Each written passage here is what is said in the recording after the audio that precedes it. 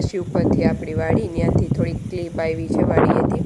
તો વરસાદનો ટાઈમ અને ઝાડવા કેવા મસ્ત, એમ તો ધોવાઈ ગયા હોય ને એટલે એવા મસ્ત ઝાડવા થઈ જાય, આખા ધૂળ નીકળી જાય એટલે ગ્રીન ગ્રીન. અને પાછળનો જો આ ઘરની પાછળનું બધું ગ્રીન ગ્રીન થઈ ગયું છે.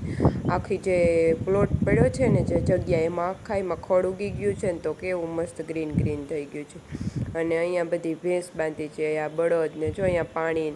ઓલી બાજુ જો થોડોક ટાઈમ થશે ને જો ઓલી ખાડુંમાંય પાણી ભરાઈ જશે ને, એ આખી જગ્યા એમને એમ ખાલી પડી છે. પણ એ અત્યારે આખી બધી એમાં ખડ ઉગી જાય છે. પછી આ ભેંસોને ને પછી મોકરી કરે ને એટલે એ ચરશે, થોડોક ટાઈમ મોટી થઈ જશે ને ખડ એટલે. અને જો આ વાડીનો આખો લુક અગાસી ઉપરથી. અને ઝાડવાને બધાને બહુ જ મજા પડી ગઈ હશે, પાણી પડ્યું ને એટલે એને પાલર પાણી મળ્યું છે. એટલે હવે તો રોજે રોજ મસ્ત મસ્ત ઝાડવા થતા જશે. એટલે વાડીનો જો આ બધો શો અગાસી ઉપરથી.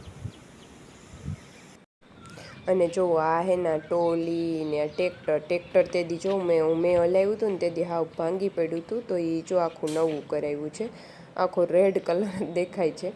તો આખું એ નવું કરાવ્યું છે. તેદી હું જેદી ઘરે ગઈ હતી ને તેદી ભાંગી પડ્યું હતું. તો આ જો બધું હરખું કરીને સારું થઈ ગયું છે.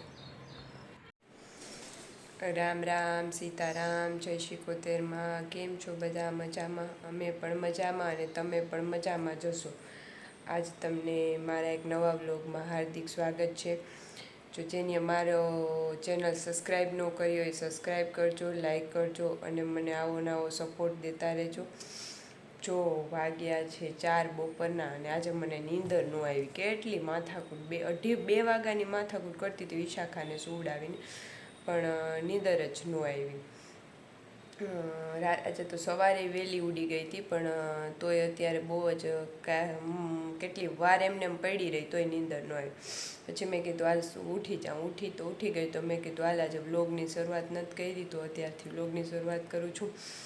અને જો કાલે મેં તમને આગળ વ્લોગમાં કીધું હતું ને કે અમે ક્યાંક ફરવા જવાનું નક્કી કરીએ છીએ, પણ ક્યાં જઈએ ને એ હજી નક્કી નથી થતું. તો એ એક ફાઇનલી નક્કી થઈ ગયું છે કે અમે ક્યાં જવાના છે. પણ તમારા બધા માટે સરપ્રાઈઝ છે, કારણ કે તમે આગળ મારા વ્લોગમાં બના રહેજો એટલે આપણે ખબર પડી જશે ક્યાં જશું. 1-2 દિવસમાં અમારે નીકળવાનું છે, એ ફાઇનલ થઈ ગયું છે. અને ક્યાં જવાનું છે એ પણ ફાઇનલ થઈ ગયું છે. તો જો અમે કોણ જવાના છે, તો અમે આખું ફેમિલી જવાનું છે. એક મારા જીજુ છે એના સિવાય, એ બારે છે એટલે એ નથી આવવાના. એમાં અમે 9-10 જણા થઈ જશું. 9 જણા. જો કે 4 છોકરા, એક મારા ભાઈના 2 છોકરા અને એક બેનનો છોકરો, એટલે 4 છોકરા અને હું, રામ, મારી મમ્મી, ભાઈ, ભાભી અને બેન, એમ બધાય થઈને અમે 9 જણા થઈએ છીએ. જોકે ગાડીનું એમાં એવું થાય છે કે ગાડી 3-4 છે. જો મારા પપ્પા પાસે છે એ એલેન્ટ્રા છે, પછી લખનભાઈ પાસે સફારી છે. પણ એકઈ ગાડીમાં અમે એટલા બધા આવી શકીએ એમ નથી. અને અમારે જવું છે બધાને ભેગું, એટલે એમ કે 2 ગાડી લઈને જઈએ તો એનો કાંઈ મતલબ નહીં, બધા અલગ અલગ થઈ જાય એમ. ઓલા ફેમિલી હારે ટાઈમ સ્પેન્ડ કરવો છે તો બધા એક ગાડીમાં જઈએ છીએ. એટલે હવે 3-4 ભાઈ પાસે, બંનેવી પાસે છે, જીજુ પાસે ગાડી, પણ એ નાની છે એટલે બધા એક ગાડીમાં નથી જઈ શકતા. બધી નાની નાની ગાડી છે કે એટલે હવે એક ગાડીમાં સેલ્ફ ઉપર લઈએ કે શું કરીએ એ હવે જોઈએ છે. એમ વિચારીએ છીએ કે ગાડી એક કોકની લઈ લઈએ અત્યારે 3-4 દિવસ પૂરતી. એટલે હવે એ ગાડીનું શું કરીએ એ નક્કી કરવાનું છે. બાકી જવાનું છે એ તો ફાઇનલ છે. અને જો આજે હવે હું થોડુંક પેકિંગ ચાલુ કરું, એટલે થોડુંક પેકિંગ કરી લઉં. હમણાં તો એવું છે કે ટાઈમ આખો દિવસ વયો જાય છે એમને એમ. કેમ કે વિશાખાને એની સ્કૂલ મારે અહીંયાથી 10 મિનિટ થાય છે, એટલે એને મૂકવા જાઉં 10 મિનિટ, પાછી આવું 10 મિનિટ, પાછી તેડવા જાઉં 10 મિનિટ, પાછી આવું 10 મિનિટ, એટલે એમને એમ દિવસ વયો જાય. પછી રસોઈ કરું ને કામ કરું ને પાછી એને હોમવર્ક કરાવું. એક તો હોમવર્ક હજી કોઈ દી કર્યું ન હોય ને એટલે ધીમે ધીમે કલાક કરાવે છે. એટલે એને પછી ધીમે ધીમે હોમવર્ક કરાવું, ટાઈમે સુવડાવું, ટાઈમે ઉઠાડું ને, એટલે દિવસ એમને એમ વયો જાય છે. એટલે મેં કીધું આજે થોડુંક પેકિંગ કરી લઉં. અને જો આજે હે ને વરસાદે થોડોક આરામ આપ્યો છે. તડકો, હું તમને આજે તડકો નીકળ્યો છે તો ઈ બાને કપડાને થોડોક આરામ મળે કે કપડાં સુકાઈ જાય. કેમ કે 4-5 દિવસના કપડાં મેં તો એક કબાટમાં રાખ્યા જ નથી, બારે રાખ્યા છે. હવે તપાવીને બધા અંદર રાખશું. કેમ કે અહીંયા આવ્યો કે તડકો જ નહોતો આવતો કે હાલો આપણે કપડાં સુકાઈ જાય. એટલે કપડાં બધા બારે પડ્યા છે ને, તો હવે એને અત્યારે ધીમે ધીમે બધા સુકાઈ જાય એટલે હવે એને લઈ લે. અને આજ વરસાદ ન્યાય મમ્મીને એ લોકો કહેતા હતા કે અમારે આજે બંધ પડ્યો છે, એટલે એને આજે બંધ પડ્યો છે. અને અમારે આજે સવારનો રાજકોટમાં પણ નથી, એટલે આજે તડકો નીકળ્યો છે તો કપડાં સુકાઈ જાય.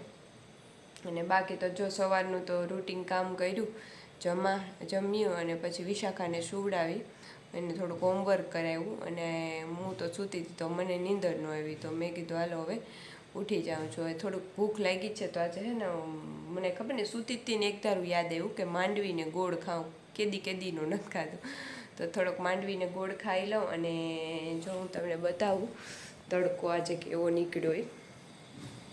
આજે તો બહુ જ તડકો નીકળ્યો છે. અને હવે એમ કે ફરવામાં બધું એ જોઈ લીધું છે, એટલે વિચાર કે હવે થોડોક વરસાદ ઓછો પડી ગયો ને એટલે ફરવા જવામાં સારું એમ કે થોડોક તડકો નીકળે તો મજા આવે એમ.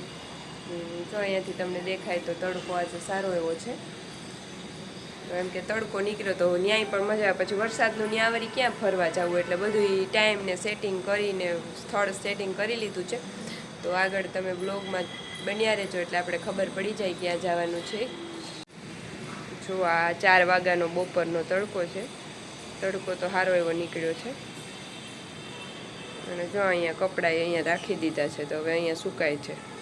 તો હવે સુકાતા જાય ને બધા લઈને આજ સંકેલીને મૂકતી જાઉં. અને બેગ હવે કાઢીને બેગ પેક કરીએ. તો ચાલો આગળ મળીએ બ્લોગમાં.